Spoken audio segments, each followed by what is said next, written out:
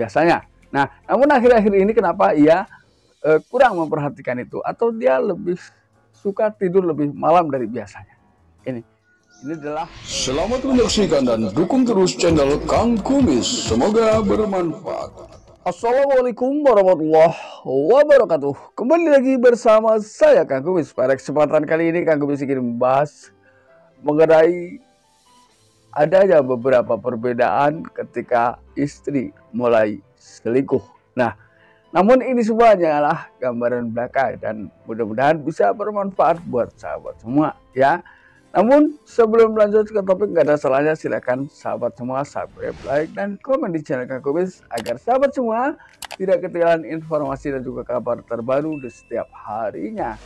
Nah, kira-kira apa saja sih yang bisa dijadikan tanda awal ya ketika seseorang ini memang perbedaannya di saat ia mulai selingkuh dan sebelumnya. Ini perbedaan inilah yang akan kita bahas pada kesempatan kali ini. Yang pertama adalah kurangnya perhatian terhadap keharmonisan rumah tangga.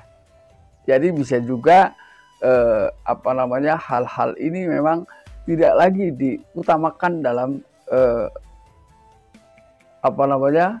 keharmonisan rumah tangga. Jadi sudah mulai bersifat masa bodoh lah ya.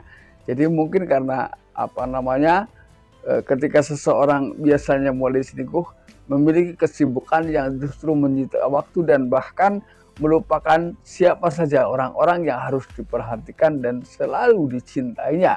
Karena bagaimanapun kehadirannya sangat diharapkan.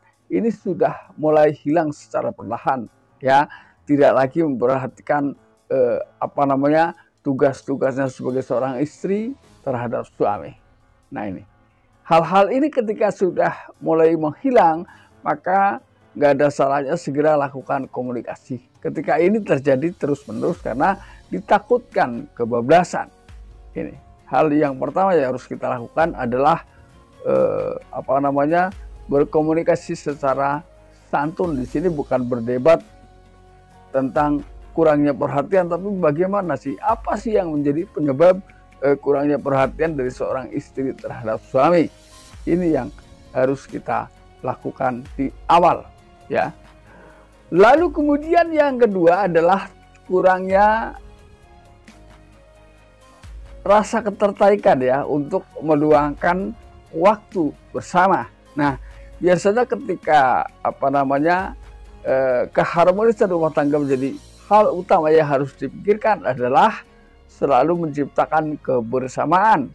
Bahkan mungkin hampir setiap orang yang memiliki ruang khusus untuk selalu bercengkrama dengan keluarga, bercengkrama dengan anak-anak, lalu masing-masing berbicara tentang pengalaman kesehariannya, berbagi dengan penuh canda tawa. Nah, hal ini mulai hilang ya, mulai seakan-akan mereka punya kesibukan yang justru dapat melupakan semua itu.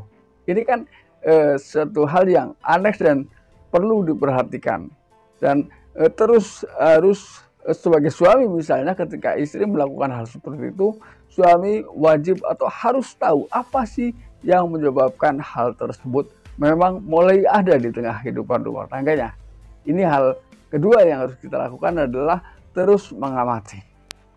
Lalu yang ketiga, biasanya ada lagi perubahan-perubahan yang memang sedikit berbeda, yaitu perubahan pola tidur. Biasanya mereka tidur agak larut malam dari biasanya, artinya tidak tepat waktu ya. Padahal ketika ia seorang istri atau wanita yang punya pekerjaan, tentunya tidur teratur adalah hal yang penting karena itu adalah untuk mengatur kesehatan, menjaga kesehatan ya. Jadi karena besok mau beraktivitas, tentunya untuk tetap tampil fit ya, ini jam tidur atau pola tidur tetap dilakukan dengan pola-pola yang baik tentunya, yaitu tidur lebih awal dari biasanya. Nah, namun akhir-akhir ini kenapa ia kurang memperhatikan itu, atau dia lebih suka tidur lebih malam dari biasanya. Ini adalah perbedaan berikutnya yang harus diperhatikan yaitu seputar pola tidur ya. Lalu yang keempat, biasanya ketika banyak kejanggalan-kejanggalan atau keanehan-keanehan yang terjadi pada pasangan kita, biasanya ketika ditanya ia punya 1000 alasan untuk terus menutupi hal-hal yang sebenarnya sedang dilakukan.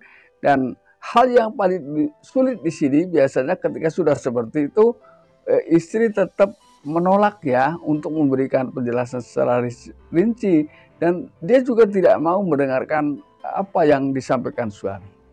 Ini artinya, saya nggak butuh itu, saya nggak butuh penjelasan dan sebagainya. Nah, hal ini biasanya itu selalu diucapkan ya, karena pada dasarnya mungkin dia sudah tertutup dengan hal-hal yang di luar sana. Jadi hal yang di luar sana terlihat lebih jelas dibanding mendengar penjelasan suami misalnya. Lalu hal yang kelima, sering memergoki pasangan berbohong. Nah, ini cara mengetahui bahwa si istri ini berbohong seperti apa? Satu, bisa diperhatikan dari cara berbicara ya. Walaupun ini tidak menjamin, tapi perbedaan raut muka biasanya ada perubahan bahwa seseorang ini menutupi sesuatu. Lalu kemudian hal kedua yang mungkin bisa Anda dapatkan adalah biasanya apa yang diceritakan saat bersama Anda dan apa yang diceritakan di luar sana itu berlawanan atau tidak sinkron ya. Ada perbedaan yang jauh. Loh, kok sama saya ngomongnya begini, kok sama kamu ngomong seperti itu. Nah, perbedaan-perbedaan inilah yang sebetulnya bisa mengawali seseorang menjadi terbiasa untuk berbohong ketika tidak segera diklarifikasi. Ini. Lalu yang keenam, ini adalah hal yang seharusnya tidak boleh terjadi, yaitu lupa tanggung jawab tentang mungkin mengasuh anak atau memberikan perhatian kepada anak. Ini pun turut terbawa dampaknya. Nah, ini kan hal yang tidak seharusnya terjadi, karena anak di sini adalah tidak tahu menahu. Namun dampaknya kena ketika salah satu di antara keduanya mungkin sedang menjalani perselingkuhan. Ini karena semua perhatian ini tercurah keluar ya, keluar sana dengan orang yang jauh di sana. Jadi dia justru kurang memperhatikan orang-orang yang seharusnya mendapatkan perhatian ekstra dari dirinya. Ini. Nah sahabat, itulah 6 hal yang bisa Kang sampaikan dan mudah-mudahan bermanfaat. Dan akhir kata, salam harmonis bersama Kang Gomis. Wabillahi taufiq wal hidayah. Wassalamualaikum